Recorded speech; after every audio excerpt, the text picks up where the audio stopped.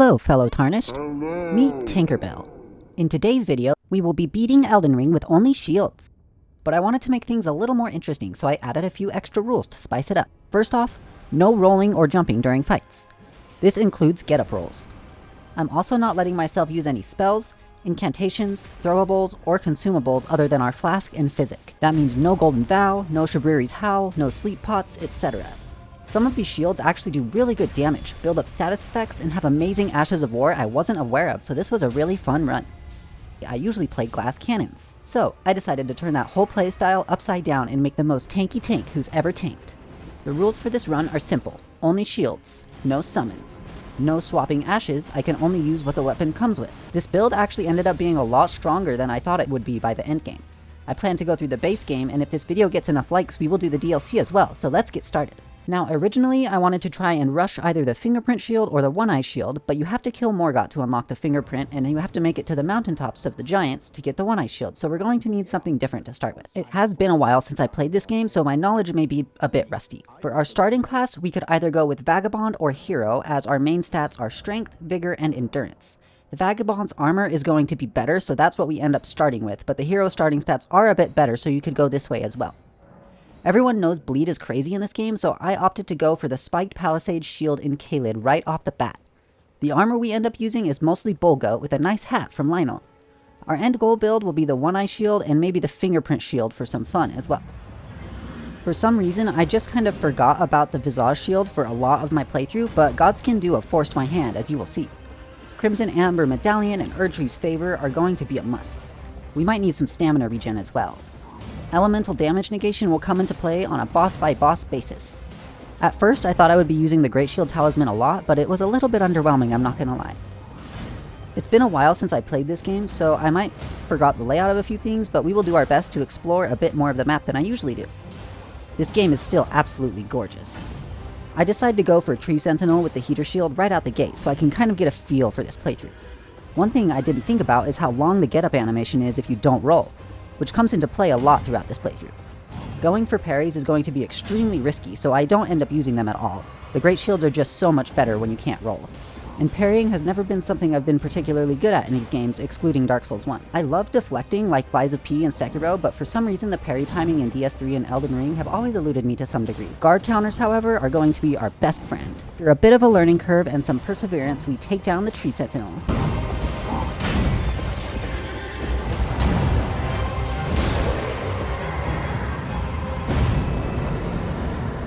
On to get our Spiked Palisade Shield. We grab the Flask of Wondrous Physic along the way. Getting past these archers is always a pain, but shield acquired. We need more strength to one-hand it, but for now we can two-hand it. One thing to note is this shield only has 95% physical damage reduction, which could come into play and actually does. We grab some runes at Grails and grab the first half of the Dectus Medallion while we're there. I forgot my foul foot, so I did have to run back and grab one real quick. Good old rusty Elden Ring. With some good levels under our belt, I decide to head for Margit and see how it goes. I could have grabbed more Schmitty Stones, but I think we'll be okay. And we're not.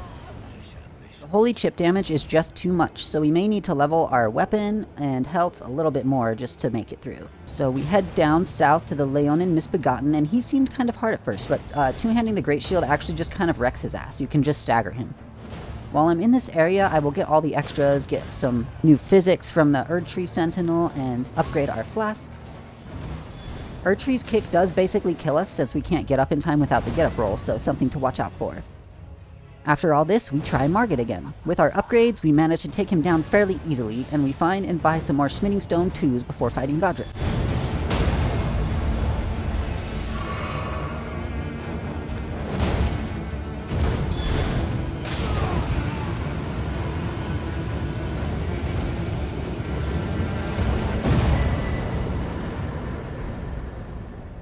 These guys in the castle throw some shit at me, so I snag their Jordans. We also managed to find 6 more Smithing Stone 2s. Hell yeah. Now our shield is at +6, and we find the Manor Tower Shield for our left hand. This is nice because now we have 100% physical damage reduction instead of 95. We are almost at max equip load already, however. Managed to find a few pieces of Banished Knight armor, which is actually really decent for right now. We make it to Godric, and I never really noticed it, but during this fight it kind of sounds like he says ow.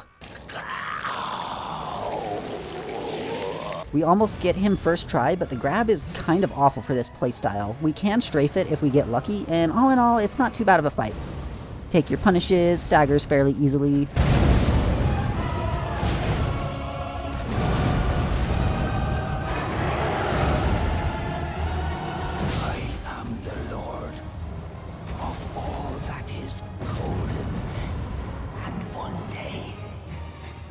Return together to our home, bathed in rays of cold.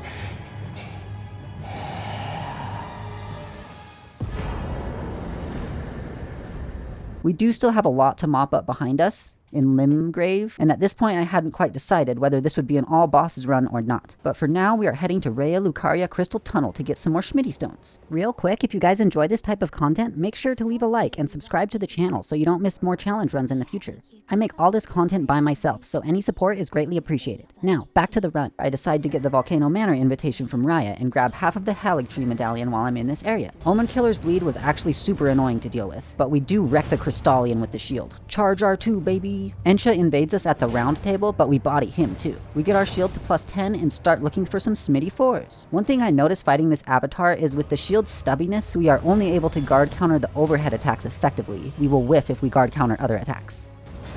We head to grab the other half of the Dectus medallion so we can get to Altus Plateau. We could probably take down the Academy right now, but I would rather be safe than angry. Now on to Altus Tunnel for the Smithing 5s. We take down Gillica for funsies. We also pick up the Grace Shield Talisman. Onyx Lord and Crystallian Twins go down fairly easily, and we get a good amount of Smitty 5s. I only need one more to get to +14, so I decide to hit the Academy, and we'll just grab one while we're there. The Red Wolf did concern me at first, but it actually ended up being quite easy. There were a few moments where I purposely tanked the Glint Blades since they destroy your stamina when you block them, and they do a lot of chip damage anyway. But just spam some guard counters, easy clap.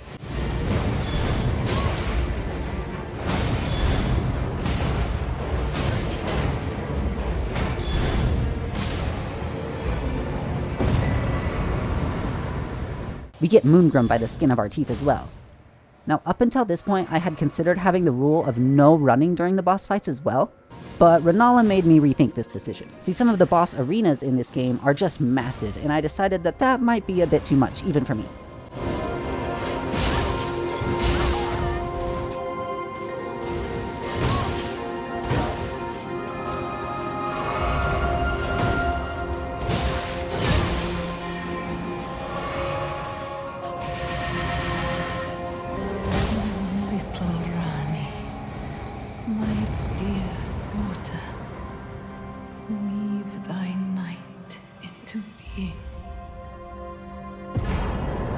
We managed to take her down.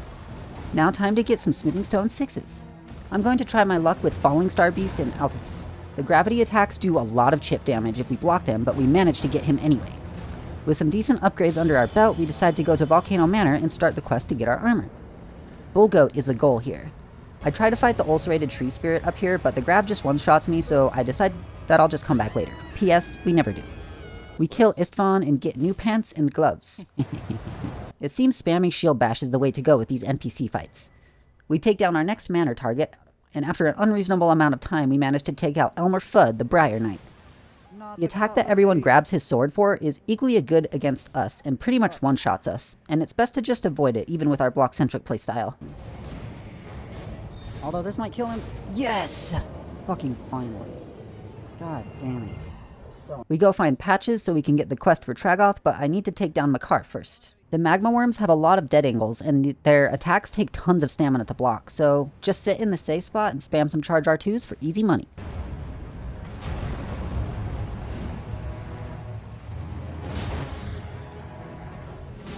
Nice, we got him. Now we have access to Tragoth, and R1 spam is the way to go with this guy, and we get our new armor set. We don't quite have enough equip load to use the whole thing yet, but I think it's worth taking off our second shield and using everything but the gauntlets for now. We go back to the round table to grab our new talisman pouch, take down Agil and the Mariner, and head to Altus. The Draconic Tree Sentinel wasn't nearly as bad as I thought it would be. 3 charge attacks / guard counters and he staggers. Once you know how to take advantage of his 2 big openings during this fight, it becomes a lot more manageable. Nice. But this guy has killed a lot of my challenge runs. As a bonus, the Dragonclaw Great Shield is actually really good. I don't end up using it in this run, but it does do lightning damage, so it was something that was in the back of my head the whole time.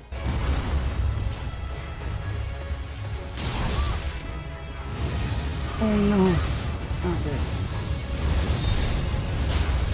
Stop it.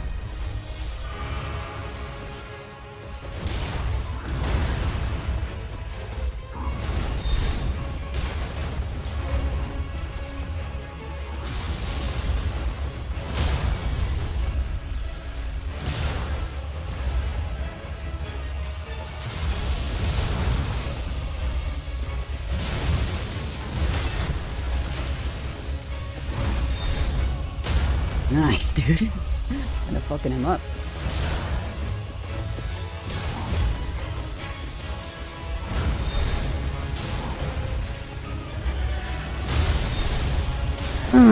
Fuck yeah. Let's go. We take down Godfrey's ghost pretty handily. We can tank most of his attacks, and we get pretty close on Morgott, but I decide to go farm a bit more instead of banging my head against a wall for once in my life. I'm going to go activate my Great Rune. We grab some smithing 7s in the subterranean shunning grounds and open up the way to Baby Moog for later.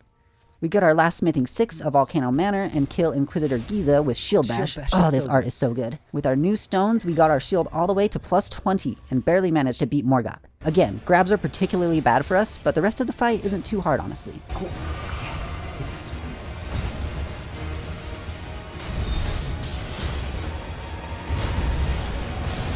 Wow, dude. I'm gonna die right here. Oh my god, I got him.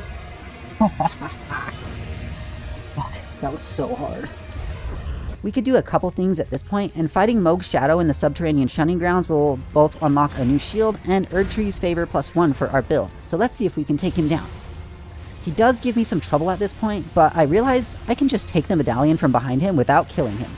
And I decide he's not really worth the grind right now. It will be so much easier with more stamina. I go activate Morgott's Great Rune, as it could be very useful for us later, and is, as you'll see. The Fell Twins aren't too bad once I get how easy it is to stagger them and keep them apart.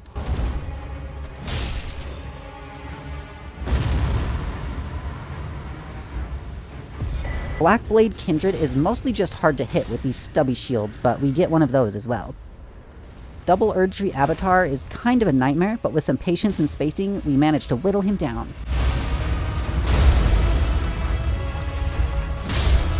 We get the One-Eyed Shield in another annoying NPC fight. This one is particularly hard because we can't just shield bash him. Also, this room with the dogs is kind of an issue. A nice bonus for swapping this with our left-hand shield is it actually has better resistances other than magic. We trade with Okina.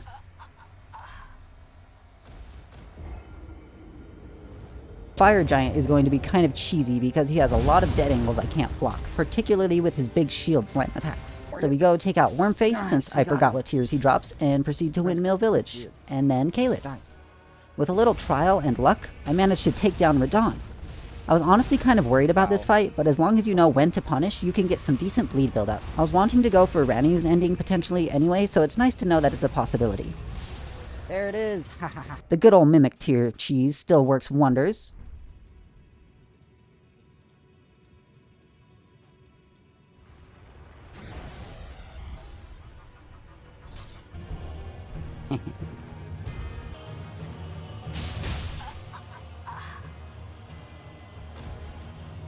And we even managed to beat the Regal Ancestor Spirit. This fight isn't really that hard, it's just really annoying to try and hit his tiny legs with our stubby ass shield. Make sure to unlock it, makes it a lot easier.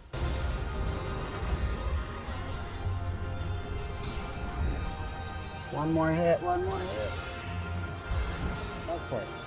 Jumps at the last second. Getting real now? He tried. I got him though. We go back to Little Moog, give it another try, and take him out. By sidewalking certain attacks and knowing when to back off, the fight becomes a bit of a dance that I really like. Now we can get our fingerprint shield.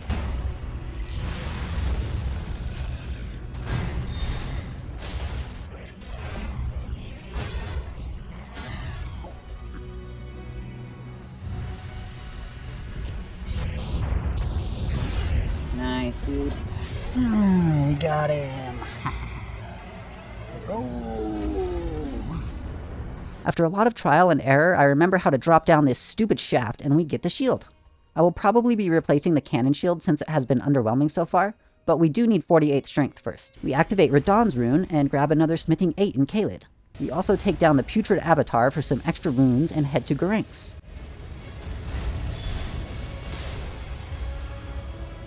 Take down Godric's Everjail with extra style.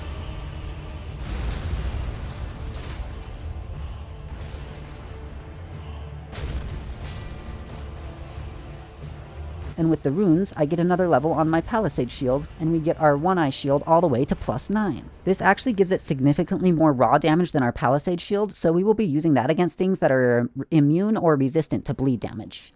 With little else to do besides farm runes, I decide to proceed Ranni's quest so we can get some more smithing 8s. I stumble across an Ant's Skull Plate, which is a shield which causes poison buildup. I didn't even know this thing existed, and it could be quite useful for us. We take down Dragonkin for funsies, and head to Estelle. Estelle is going to be a bit tricky, but definitely doable. His AoE attack is ridiculous with this playstyle, and he has a grab as well. With this AoE, it seemed like it did less damage to just take the first hit and get knocked down than to block all 4 hits. Estelle is also resistant to bleed, so it didn't seem very effective using the Palisade shield here. We get some good RNG and charge our 2s and take him down. Nice stuff.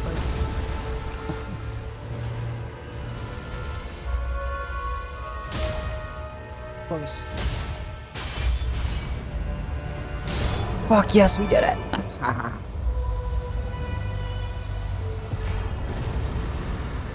We finish Ranni's questline and grab 6 Smithing Stone 8s. After a long grind, we finally managed to take down the Fire Giant.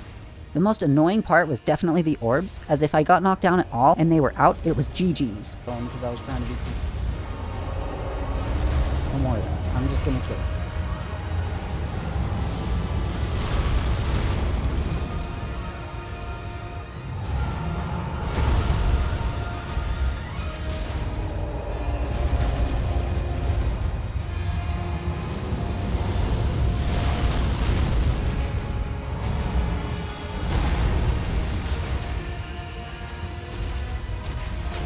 There we go, that works. Oh! Did it. Fuck, that was annoying. Skin Duo is still Godskin Duo. Legitimately, fuck this fight. It's not fun or well designed, but the music's pretty great. This is one case where I just stopped recording and decided to clip it after I finally got the win to save myself some headache editing. They are weak to bleed, so we get our Palisade shield to +25 and give it another go.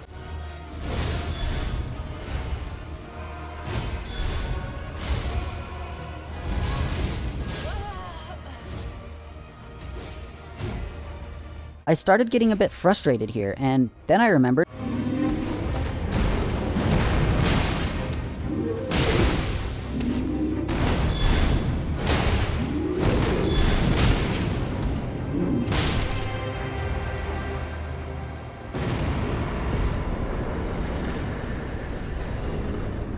the Visage shield exists, which actually does really good in this fight. Now we're gonna try to find a Warrior Jar Shard. Slowly, I remember the dark deed we must do, and I remember where Alexander goes during his quest, and hunt him down.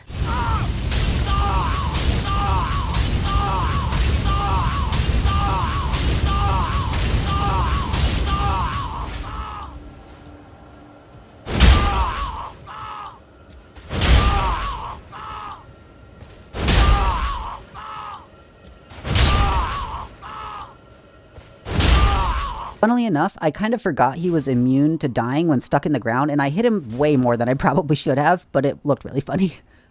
We will be using the Warrior Jar Shard along with the Carrion Filigreed Crest and a Physic to boost our fire damage and stance break as our build for taking down the Godskin Duo.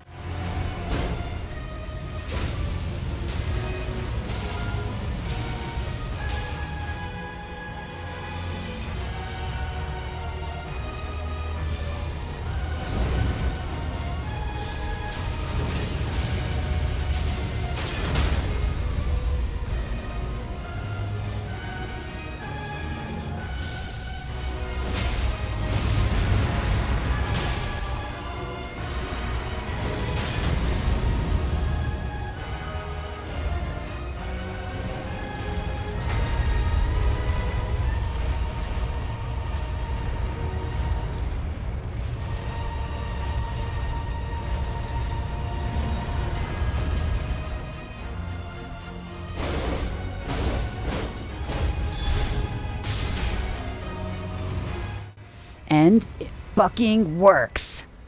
Screw this fight. We also take down DTS 2.0 fairly quickly. He gives us a little trouble, but he's not too bad.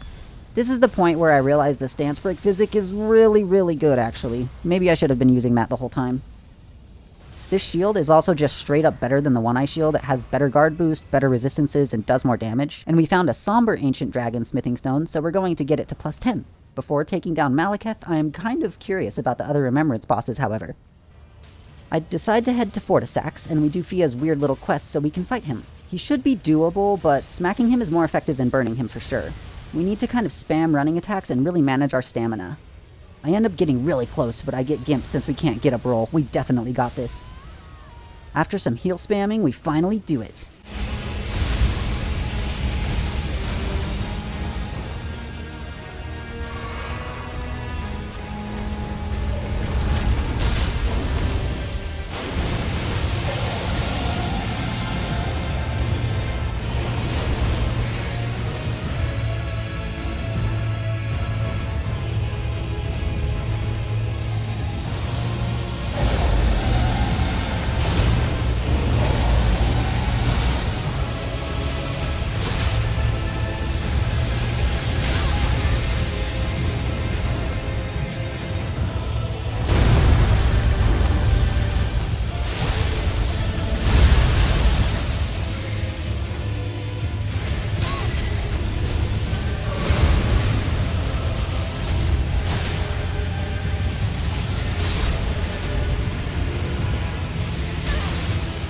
And I decide to head to Niall next. At first I thought I would just be spamming the weapon ability again, but guard counters were actually way more effective, and he goes down pretty easily. I only took 2 tries on him this time.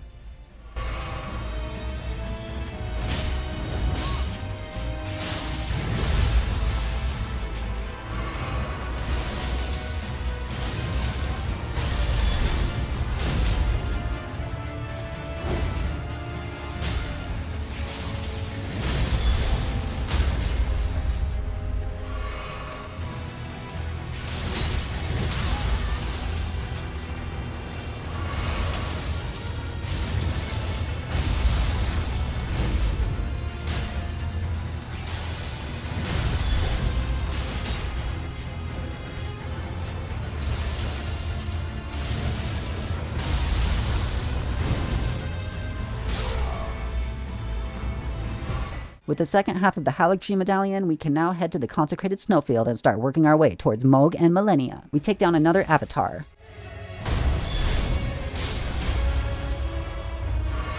This build actually kind of stomps the Retta, and we manage to win first try.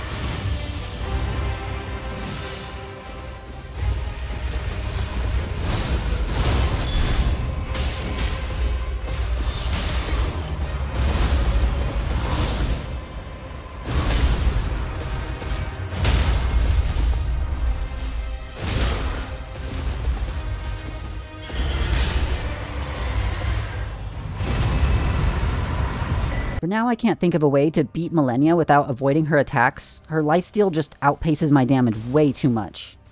So with this knowledge, I give up on all remembrances. If you guys know of a way to defeat Millennia without dodging or parrying her, please let me know in the comments and maybe we'll make a video about that as well.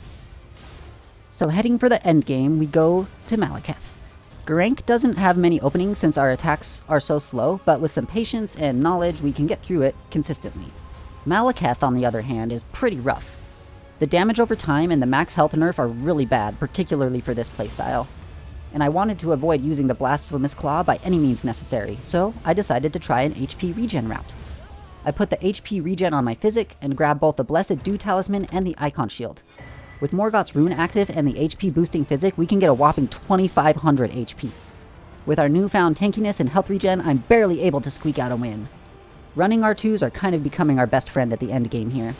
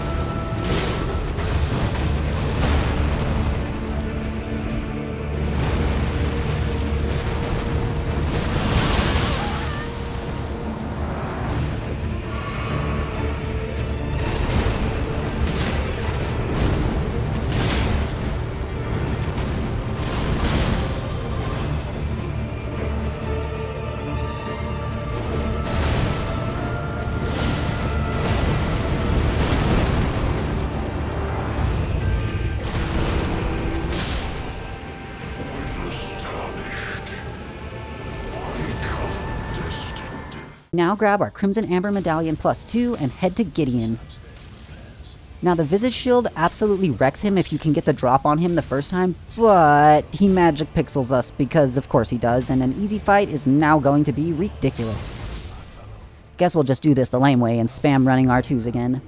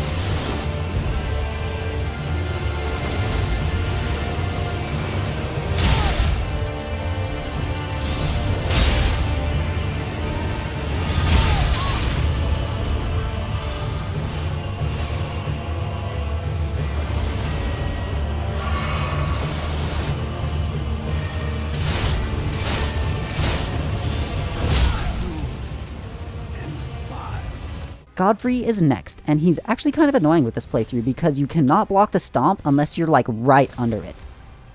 This is one reason I wanted to play the game this way, is learning things I otherwise may never have.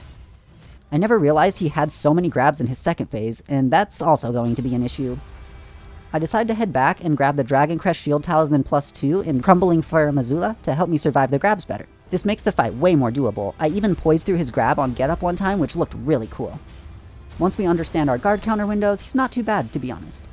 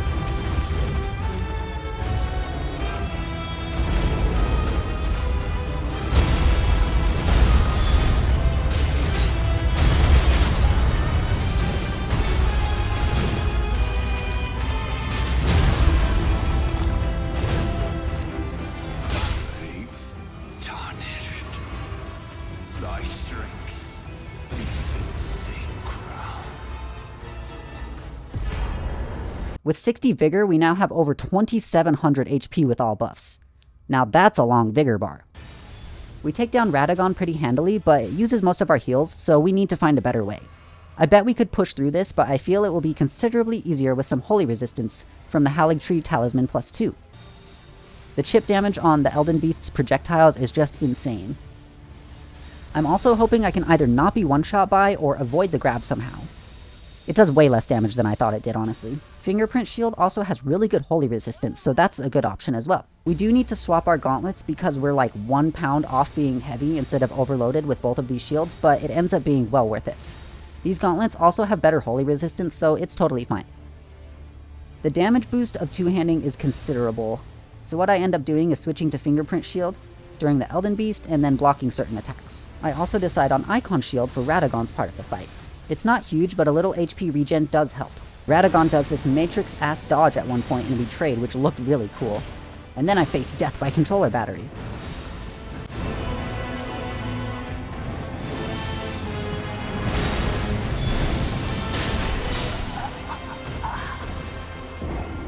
After a bit of a struggle, we fucking do it. We have become Elden Lord. We get in some good charge attacks and the extra holy damage negation squeaks us by.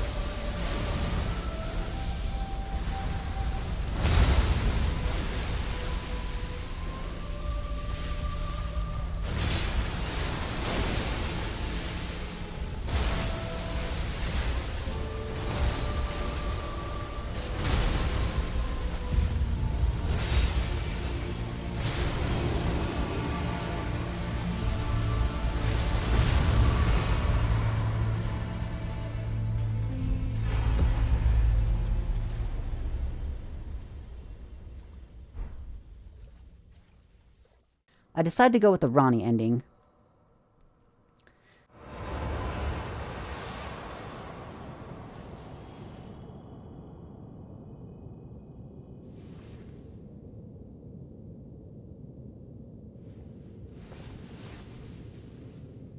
The battle is over, I see.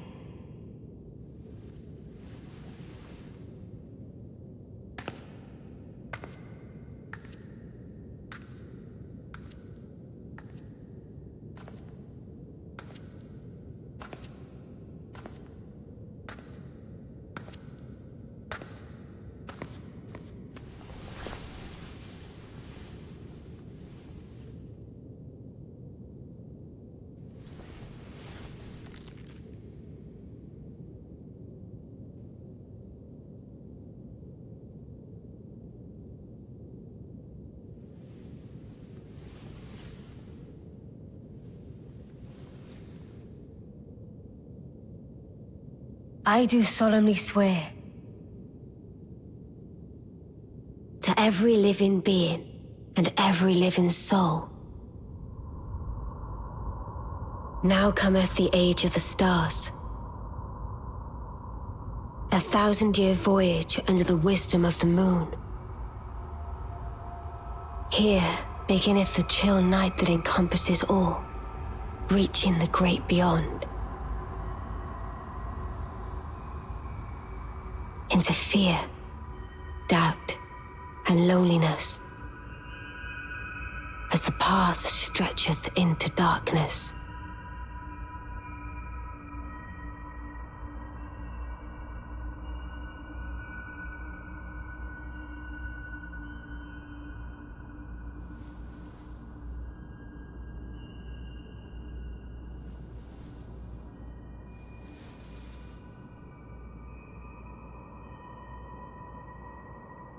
Well then, shall we?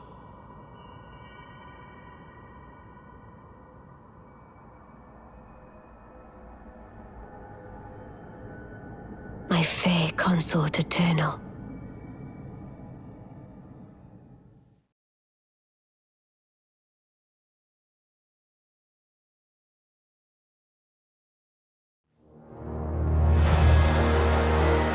Our end level is 121 with 60 vigor, 42 endurance, and 50 strength being our main stats. And that's the run. If you like this video, make sure to subscribe for more challenge runs in the future. What runs would you like to see next? Let me know in the comments below. And don't forget, if this video gets enough likes and subscribes, I'll do the DLC next. Thanks for watching everyone, love you guys.